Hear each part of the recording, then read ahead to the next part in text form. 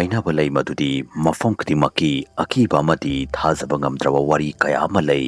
wari sing adu karigumda achumbasu oi amadi sasinaba amadi oidabasu oi adubu Mee Macha hairiba sidi wari kakta natte mayamna mahakpu jingi machani haidunasu hainai mi khara amanadi mahakpu latma ngamdraba thawai amani haidunasu hainai amadi mahakpu ognaruba mi khudingmak sikhiba natraga masagi hanagi phibamda leitaba haibadi wakhal joituna lei Madhya Pradesh ki city macha amada Narsinghpur road ki manaki colony aduda ikhang khangautana thajaba ngamdraba thogdok kaya ama thoglaklami mafam adugi mi kaya ama nungdangda mangba hauraklami lambida lairiba CCTV camera sing adudasu Mee Macha amagi mami khakta urami thogdok sing asida yamna common oiba wa amati lerami madudi thogdok asida sikriba mi khudingmak amuktangti maning leithoktone yenglami Susil Kauba crime journalist ama thogdok asigi mari makhong thizinba mafam aduda laklami mahak asiguma wari asi yamna pamjarami adubu bhoot pret ki wafam asidi sungtha thajaramde asumna nongma mafam aduda mi ama sikhi thogdok adugi nonganbaga mahak police station da laklami amati police station aduda leiramliba police aduda sir handaki thogdok asiga hairugadi mafam asida thoglibasi ahum suba murder ni masiga mari leinaba clue gadi fangpirabra fangdri hojik fawgidi kanamatana mi hatpa adugi masaka tu udri oh adudi mi hatpa adugi pattern di khangbirabra hoi madudi fange mafam aduda thengnakiba nupani khangna makhoina sidring mamangda hairambadi makhoina sidring mamangda angang amana kauropagi makhol amati taki yengo masigi CCTV footage camera sida uribasi police aduna hairakpagi matungina susilna CCTV footage camera adu yenglami CCTV gi footage aduda chaurakna ahingi pong ani makhai muktarami lambi aduda nupa ama chattuna leirami ikhang khautuna nupa adu chap leplami amadi maning leithoktuna yenglami amadi masa du ifing fingatuna yamna kanna chenki matang aduda kanagumama maningdagi nupa adu gi saganda chongkatki amadi camera adu pungmamamki Susil yamnangakna CCTV footage camera adugi video adu amuk hanna yenglami matang aduda police station adugi manung aduda hanubi ama changlaklami hanubi aduna police aduda nakhoina video aduda thiribado mi nate mahak jinnamagi machani mahak adu lanba ngamdraba thawai amani haibasu yai mahak foot ani makhaita wangi adubu mahaki mapangal adudi mi amadagi saruk chama hena kalli hanubi atugi wadu tarba matungda police nupa amadi Susil amana mabu yengnatuna leptuna leirami Susilna khara mamangda sangkhatuna hanubi atuda ibok nangbu kanano ibokna hairiba dubu kanagi maramdano haituna hanglami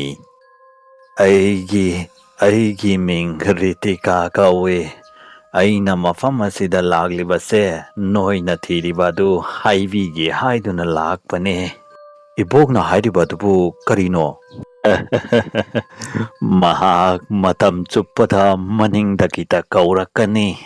mahaki khonjelatu karigumba matamda angang macha amagi sumangani karigumba matamda aikhoiga yamna naknaba mi amagi makhol sumangani mahaki mamidatu musin mubani amadi mahaki mamayadu nakan amadi maina pungchak chakpani mahak migi mami chabani karigumba mahakna mi amagi mami adu chakrabadi mi adu tapna manungdagi yamna wana sikhigani hanubi adugi wadu tabada police nupa aduna ibok nang adugumba oidaba wari adu sandokpigano haituna hairaklami aina noida hairibase oidaba wa natte asengbane nakhoisu mi pumnamakta haibikho karigumba kanaguma mana maningdagi kauraklabadi maning leithoktuna sungyeng yengunu haiduna 21st century asida 18th century gi wangangle ibong nangbo mayamna wafam asi takhabadi nongnaba tare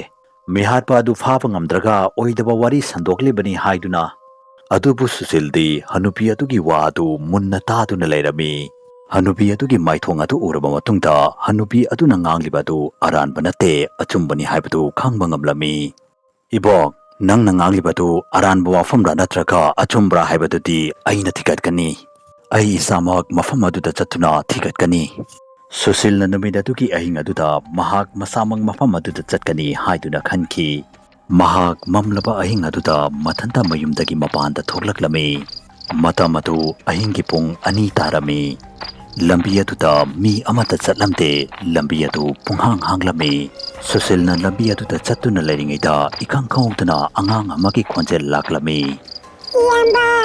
ꯈꯣꯟꯖꯦꯜ ꯑꯗꯨ ꯇꯥꯕꯗ ꯁꯨꯁꯤꯜ ꯆꯞ ꯂꯦꯞꯂꯝꯃꯤ꯫ ꯈꯣꯟꯖꯦꯜ ꯑꯗꯨ ꯃꯍꯥꯛꯀꯤ ꯃꯅꯤꯡꯂꯣꯝꯗꯒꯤ ꯂꯥꯛꯂꯝꯃꯤ꯫ ꯁꯨꯁꯤꯜꯒꯤ ꯃꯤꯍꯨꯟ ꯑꯗꯨ ꯀꯟꯅ ꯀꯟꯅ ꯆꯣꯡꯕ ꯍꯧꯔꯛꯂꯝꯃꯤ꯫ ꯏꯌꯥꯝꯕ, ꯑꯩꯕꯨ ꯌꯨꯝꯗ ꯑꯝꯇ ꯊꯤꯟꯕꯤꯌꯣ꯫ ꯁꯨꯁꯤꯜ ꯇꯞꯅ ꯇꯞꯅ ꯃꯅꯤꯡ ꯂꯩꯊꯣꯛꯇꯨꯅ ꯌꯦꯡꯂꯝꯃꯤ꯫ ꯑꯃꯗꯤ ꯃꯍꯥꯛꯅ ꯎꯈꯤꯕꯗꯨ ꯃꯍꯥꯛ ꯊꯥꯖꯕ ꯉꯝꯂꯝꯗꯦ ꯑꯃꯗꯤ ꯄꯨꯡꯉꯛ ꯉꯛꯂꯝꯃꯤ꯫ ꯃꯍꯥꯛꯀꯤ ꯃꯅꯤꯡꯗ ꯑꯉꯥꯡ ꯃꯆꯥ ꯑꯃ ꯂꯦꯞꯇꯨꯅ ꯂꯩꯔꯝꯃꯤ꯫ ꯑꯗꯨꯕꯨ ꯑꯉꯥꯡ ꯃꯆꯥ ꯑꯗꯨꯒꯤ ꯃꯁꯥ ꯑꯗꯨ ꯏꯄꯩ ꯄꯩꯔꯝꯃꯤ꯫ ꯃꯈꯨꯠ ꯑꯗꯨ ꯌꯥꯝꯅ ꯁꯥꯡꯂꯝꯃꯤ꯫ ꯃꯈꯣꯡ ꯑꯗꯨꯁꯨ ꯑꯣꯟꯅ ꯇꯩꯅꯅ ꯄꯥꯜꯂꯝꯃꯤ ꯑꯃꯗꯤ ꯃꯃꯥꯏ ꯑꯗꯨꯁꯨ ꯃꯩꯅ ꯇꯪꯈꯥꯏ ꯑꯃ ꯆꯥꯛꯂꯝꯃꯤ꯫ ꯃꯃꯤꯠ ꯑꯗꯨ ꯃꯨꯁꯤꯟ ꯃꯨꯔꯝꯃꯤ꯫ ꯑꯉꯧꯕꯒꯤ ꯁꯔꯨꯛ ꯑꯃꯠꯇ ꯌꯥꯎꯔꯝꯗꯦ꯫ ꯑꯉꯥꯡ ꯃꯆꯥ ꯑꯗꯨꯅ ꯇꯞꯅ ꯅꯣꯛꯂꯛꯂꯝꯃꯤ ꯑꯃꯗꯤ ꯏꯈꯪ ꯈꯪꯍꯧꯗꯅ ꯂꯩꯃꯥꯏꯗꯒꯤ ꯆꯣꯡꯈꯠꯂꯛꯇꯨꯅ ꯁꯨꯁꯤꯜꯒꯤ ꯃꯊꯕꯥꯛꯇ ꯆꯣꯡꯁꯤꯜꯂꯛꯇꯨꯅ ꯅꯞꯂꯝꯃꯤ꯫ ꯑꯉꯥꯡ ꯃꯆꯥ ꯑꯗꯨꯅ ꯏꯈꯪ ꯈꯪꯍꯧꯗꯅ ꯁꯨꯁꯤꯜꯗ ꯆꯣꯡꯁꯤꯜꯂꯛꯄꯗꯨꯗ ꯁꯨꯁꯤꯜ ꯂꯩꯃꯥꯏꯗ ꯑꯣꯟꯊꯗꯨꯅ ꯇꯥꯔꯝꯃꯤ꯫ ꯃꯗꯨꯗ ꯃꯍꯥꯛꯀꯤ ꯁꯣꯔ ꯑꯗꯨ ꯊꯤꯡꯈꯤꯕꯒꯨꯝꯁꯨ ꯇꯧꯔꯝꯃꯤ꯫ ꯑꯉꯥꯡ ꯃꯆꯥ ꯑꯗꯨꯅ ꯃꯍꯥꯛꯀꯤ ꯃꯃꯤ ꯑꯗꯨ ꯐꯥꯅꯅꯕ ꯌꯥꯝꯅ ꯀꯟꯅ ꯍꯣꯠꯅꯔꯝꯃꯤ꯫ ꯁꯨꯁꯤꯜꯁꯨ ꯑꯉꯥꯡ ꯃꯆꯥ ꯑꯗꯨꯗꯒꯤ ꯅꯥꯟꯊꯣꯛꯅꯅꯕ ꯌꯥꯝꯅ ꯀꯟꯅ ꯍꯣꯠꯅꯔꯝꯃꯤ꯫ ꯑꯗꯨꯕꯨ ꯃꯍꯥꯛ ꯅꯥꯟꯊꯣꯛꯄ ꯉꯝꯂꯝꯗꯦ꯫ ꯑꯃꯝꯕ ꯑꯍꯤꯡ ꯑꯗꯨꯗ ꯁꯨꯁꯤꯜꯅ ꯂꯥꯎꯕꯒꯤ ꯈꯣꯟꯖꯦꯜ ꯑꯗꯨ ꯃꯐꯝ ꯑꯗꯨꯗ ꯄꯨꯡꯅꯤꯟ ꯅꯤꯜꯂꯝꯃꯤ꯫ ꯃꯇꯥꯡ ꯑꯗꯨꯗ ꯃꯍꯥꯛꯅ ꯔꯤꯇꯤꯀꯥ ꯑꯕꯣꯛꯅ ꯍꯥꯏꯔꯛꯈꯤꯕ ꯋꯥ ꯑꯗꯨ ꯅꯤꯡꯁꯤꯡꯂꯛꯂꯝꯃꯤ꯫ ꯃꯗꯨꯗꯤ ꯃꯤ ꯃꯆꯥ ꯑꯗꯨ ꯌꯣꯠꯅ ꯁꯥꯕ ꯄꯣꯠ ꯄꯨꯝꯅꯃꯛ ꯀꯤꯕꯅꯤ꯫ ꯋꯥ ꯑꯗꯨ ꯅꯤꯡꯁꯤꯡꯂꯛꯄꯒ ꯁꯨꯁꯤꯜꯅ ꯃꯈꯥꯎꯗ ꯌꯥꯎꯔꯤꯕ ꯆꯥꯕꯤ ꯑꯃ ꯄꯨꯊꯣꯛꯇꯨꯅ ꯃꯤ ꯃꯆꯥ ꯑꯗꯨꯗ ꯎꯠꯂꯝꯃꯤ꯫ ꯁꯨꯁꯤꯜꯅ ꯆꯥꯕꯤ ꯑꯗꯨ ꯎꯠꯄꯒ ꯃꯤ ꯃꯆꯥ ꯑꯗꯨ ꯈꯔ ꯀꯤꯕꯒꯨꯝ ꯇꯧꯔꯝꯃꯤ ꯑꯃꯗꯤ ꯃꯅꯤꯡꯗ ꯍꯟꯊꯈꯤ ꯑꯃꯗꯤ ꯃꯐꯝ ꯈꯪꯗꯅ ꯃꯥꯡꯈꯤ꯫ ꯑꯗꯨꯕꯨ ꯃꯤ ꯃꯆꯥ ꯑꯗꯨꯒ ꯂꯣꯏꯅꯅ ꯁꯨꯁꯤꯜꯒꯤ ꯃꯃꯤ ꯑꯗꯨꯁꯨ ꯃꯥꯡꯈꯤ꯫ ꯃꯗꯨ ꯎꯕꯗ ꯁꯨꯁꯤꯜ ꯈꯟꯐꯝ ꯑꯃ ꯈꯪꯂꯝꯗꯦ ꯑꯃꯗꯤ ꯃꯁꯥꯗꯨ ꯄꯥꯈꯠꯂꯝꯃꯤ꯫ ꯃꯔꯝꯗꯤ ꯔꯤꯇꯤꯀꯥ ꯑꯕꯣꯛꯅ ꯃꯤ ꯃꯆꯥꯗꯨꯅ ꯀꯔꯤꯒꯨꯝꯕ ꯀꯅꯥꯒꯨꯝꯕ ꯑꯃꯒꯤ ꯃꯃꯤ ꯆꯥꯊꯣꯛꯈ꯭ꯔꯕꯗꯤ ꯃꯤ ꯑꯗꯨ ꯇꯞꯅ ꯇꯞꯅ ꯌꯥꯝꯅ ꯋꯥꯅ ꯁꯤ ꯍꯥꯏꯔꯛꯈꯤꯕ ꯑꯗꯨ ꯅꯤꯡꯁꯤꯡꯂꯛꯄꯗꯒꯤ ꯑꯣꯏꯔꯝꯃꯤ꯫ ꯁꯨꯁꯤꯜ ꯊꯦꯡꯊꯕ ꯇꯧꯗꯅ ꯔꯤꯇꯤꯀꯥ ꯑꯕꯣꯛꯀꯤ ꯃꯅꯥꯛꯇ ꯆꯦꯟꯗꯨꯅ ꯂꯥꯛꯂꯝꯃꯤ ꯑꯃꯗꯤ ꯃꯉꯣꯟꯗ ꯊꯣꯛꯂꯛꯈꯤꯕ ꯊꯧꯗꯣꯛꯁꯤꯡ ꯑꯗꯨ ꯃꯌꯦꯛ ꯁꯦꯡꯅ ꯇꯝꯂꯝꯃꯤ꯫ ꯃꯗꯨꯗꯤ ꯀꯔꯝ ꯇꯧꯒꯅꯤ ꯏꯕꯨꯡꯉꯣ? ꯅꯪꯗꯤ ꯍꯤꯡꯒꯅꯤ ꯍꯥꯏꯕ ꯊꯥꯖꯗ꯭ꯔꯦꯅꯦ꯫ ꯍꯧꯖꯤꯛ ꯅꯪꯕꯨ ꯀꯅꯥ ꯑꯃꯠꯇꯅ ꯀꯟꯕ ꯉꯝꯂꯔꯣꯏꯅꯦ꯫